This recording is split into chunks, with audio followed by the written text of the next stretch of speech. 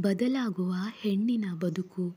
ಹೆಣ್ಣು ಆಕರ್ಷಣೆಯಲ್ಲ, ಅದ್ಭುತಕ್ಕೊಂದು ಆಶ್ಚರ್ಯ. ತಾನು ಹುಟ್ಟಿದ ಮನೆ ಅವಳ ಸ್ವತ್ತಲ್ಲ, ಮೆಟ್ಟಿದ ಮನೆಯೇ ಸ್ವಂತವಾಯಿತಲ್ಲ. ಹೆತ್ತವರನ್ನ ಬಿಟ್ಟಿರದವಳು ಅಂದು, ಗಂಡನ ಬಿಟ್ಟುಕೊಡದವಳು ಇಂದು. ಹಠಮಾರಿಯಾಗಿದ್ದವಳು ಅಂದು, ನೋವಲ್ಲೂ ನಗುವುದ ಕಲಿತವಳು ಇಂದು.